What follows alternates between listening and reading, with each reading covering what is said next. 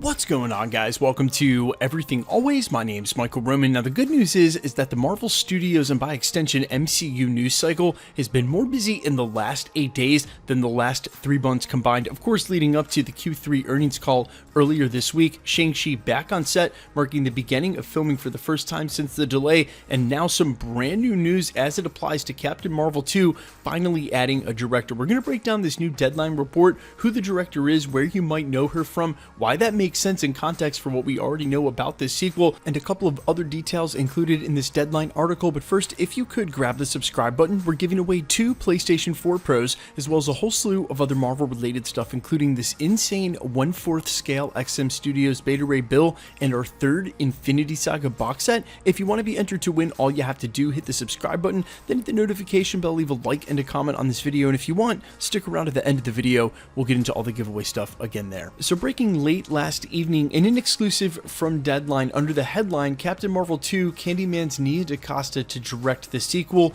they go on to say, quote, in what is sure to be one of the bigger directing jobs to be taken off the table in recent months, we are hearing that Nia DaCosta, who directed the anticipated reboot of Candyman, has been tapped as director on Marvel's sequel to Captain Marvel. They then go on to highlight something that I think we all forget. While there are sort of staple franchises where they keep the director one movie to the next, in the case of Spider-Man or maybe something like Batman, it's also quite common, and there is a ton of precedent for Marvel Studios to change directors mid-franchise. They did it with Thor, they did it with Captain America, they're now doing it with Doctor Strange, and they're doing it with Captain Marvel as well. Obviously a departure from the original 2 co-directors on the first film. They then also go on to point out that Megan McDonnell, the story editor for the WandaVision series, also penned the script for this film. I want to say she also wrote for Rick and Morty, but don't quote me on that. I'm sure someone will know and correct me in the comments. That of course Brie Larson is returning. I think we all understand that. Now I'm going to go ahead before we say any more and issue a light spoiler warning, because some of this is coming from industry insiders and sort of crosses over into the spoiler and leak category. So if you want to go into Captain Marvel 2 completely fresh to the ideas that the director and the storyteller want to bring you, you might want to back out now. But one of the original leaks, one of the very first things that we ever heard about Captain Marvel 2 before we knew that it was possibly going to be an adaptation for Secret Invasion, is that it could be a horror film. And in fact, in lieu of Doctor Strange possibly not taking that title with the change to the theme, the storyline narrative, and of course now the director, and as well as New Mutants being detached from the MCU as well, this actually could be. And then you take a look at the director that they tapped to do this, the person that directed this upcoming Candyman sequel, and this is purely speculation, but if there's anything at all to this being a horror film, it would fall right in line with the most recent project from this director. Now, the villain at the time was also rumored to be something along the lines of The Brood, and it could be a film sort of along the lines of Alien. Now, we now know from industry insider and friend of the channel, Mikey Sutton, and this has been corroborated in a couple of other places as well, that Secret Invasion is the most likely storyline to be adapted for the Captain Marvel sequel, with a lead-in from the as yet unannounced Agents of S.W.O.R.D. TV show for Disney Plus that we've reported on at length over the last 6 months. And with that, we know that the Skrulls will be invading and sort of identity switching. That can still be an awfully suspenseful film, and I think depending on how Candyman plays out, we may get an inkling of why she was hired for this role. I think it's also super interesting to think about the size and scope of this film. Again, coming from industry insider and friend of the channel, Mikey Sutton, last week, and sort of echoed around the industry that Captain Marvel might be somewhere along the lines of a Civil War type film with inclusions of a ton of other heroes, introductions for heroes like Nova, and inclusions for major heroes like Spider-Man.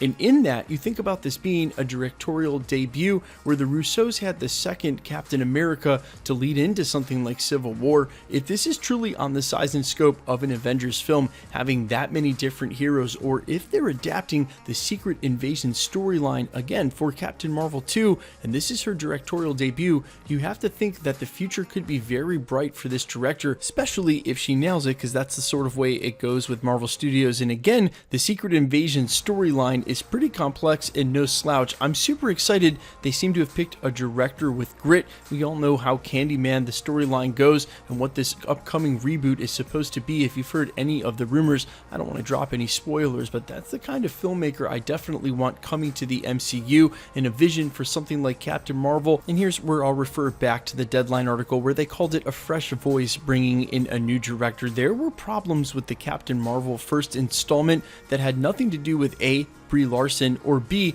the way that her character Captain Marvel was written, rather just the film itself, something with the editing and the storytelling and as well as the cinematography. And I think I've definitely defended Brie Larson at length at this channel, trying to explain that her character is written not to be likable. She definitely has this hubris that sort of is off-putting, and through an arc will become endeared to her character if you haven't already. That's not Brie Larson's fault. The film wasn't Brie Larson's fault either. I'm very excited about a new director, and a new director like this at that, especially, again, if it's going to be the Secret Invasion storyline. Guys, let me know all your thoughts down below. How hyped for you that the MCU news cycle is actually starting up again, that we're starting to get back-to-back reports, new directors, and of course, with new directors and the starting up of production comes new castings, and I am anticipating, if not very soon, at that new Investors Day that they're going to announce the Disney Plus stuff, that we're going to hear about some new castings as well. Let me know all your thoughts down below,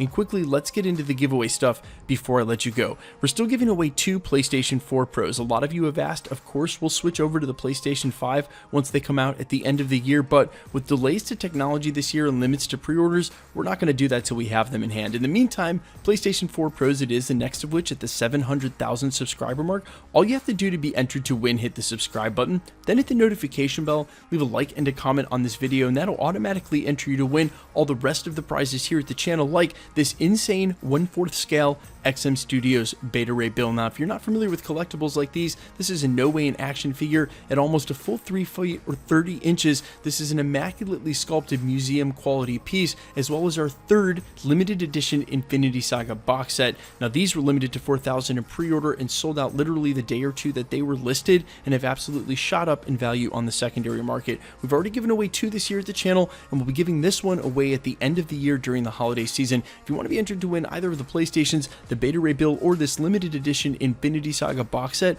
all the same rules will always apply, and for future prizes here at the channel. All you have to do, hit the subscribe button and be a subscriber here at the channel, then hit the notification bell with notifications turned on so you can better keep up with the channel. Like and comment on this video, and the more videos you like and comment on, because it's truly random, the better chance you have of winning. All winners will be announced at the end of videos, the same way we're doing here, and if you've missed any of the previous winner announcements, we've given away a ton of prizes already in the first half of this year. No worries. All you have to do, scroll back through the channel, look for the winner announcement and the sub count in the title, click on that video, and scroll to the end. My name's Michael Roman. This is Everything Always, guys. Thanks so much. If you have been with me since the beginning over these last 2.5 years, I cannot thank you enough from the bottom of my heart for rocking with me. And if you're just finding this channel for the first time, awesome. Stick around. We're going to be posting some brand new Marvel content real soon.